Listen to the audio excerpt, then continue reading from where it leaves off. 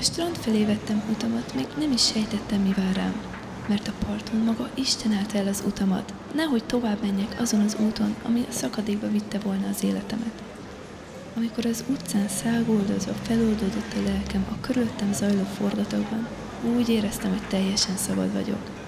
Arra gondoltam, hogy nekem aztán ne pofázzon senki, és hogy mindenki egy lúzer, aki nem tudja élvezni az életet, de főleg a keresztények, mert ők láthatóan nem kapnak levegőt ebben a világban, és állandóan az Úrhoz kell kiáltaniuk segítségért. Látszólag egy nulla az életük. De amikor kihúzták az apámat a vízből, döbbentem rá, hogy ők az egyedüliek, akik megtalálták az igaz életet, ami el van rejtve Krisztusban. És én, aki halott voltam a vétkeim által, voltam az, aki igazából fuldoklott. És én voltam az, aki nem kapott már levegőt.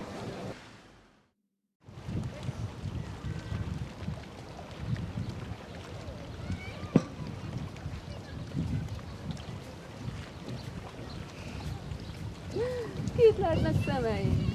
Szia, áldja meg az Úr! Köszönöm, meg vagyok áldva, nélkületek is. Hát minden áldás az Úrtól jön. Persze, az is, hogy itt nyaralok.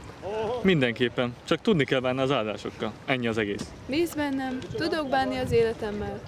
Amúgy jársz valami másik gyülekezetbe? Úgy nézek ki?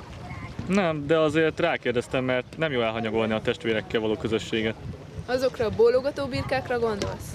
Azokra gondolok, akik az örök életre bólintottak, és az örök élet az nem más, mint Krisztus. Jézus mindenhol jelen van, nem? De, igaz. Akkor mi a probléma? Nincs probléma, egészen a halálunkig. Ezt hogy érted? Nézd meg ezt a Balatonpartot. Teli van szép lányokkal, de ha megtetszik az egyik, nem lenne elég az, hogy jelen van akár egész nap. Meg kellene kérnem a kezét, hogy enyém lehessen. Sőt, nekik igen kellene mondani a kérésemre. Jaj, de komoly vagy.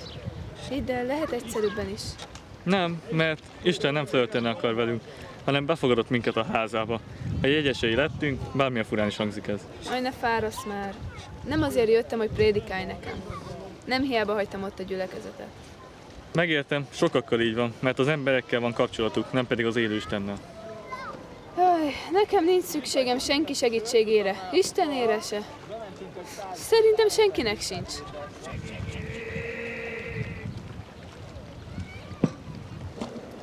Hogy, megérdemli a sorsát.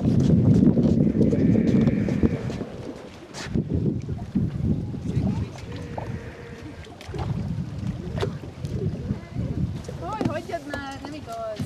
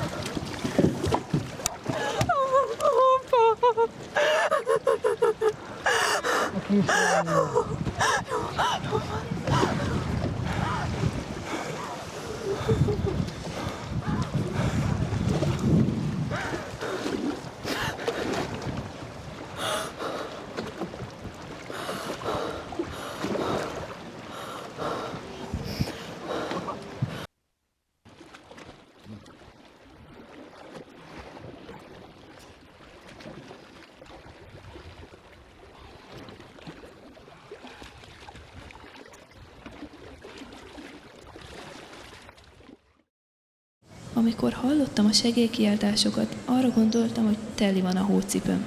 Mindenkivel. Főleg azokkal, akik állandóan bajba keverednek. Teljesedjen be rajtuk Isten akarata és vesszenek el, mert valószínűleg megérdemelték, hogy olyan helyzetbe kerültek. Amikor viszont felismertem, hogy apámat vonszolják ki a partra, akkor jöttem rá, hogy én is egy fuldokló voltam, és én is az voltam, akinek segítségre volt szüksége.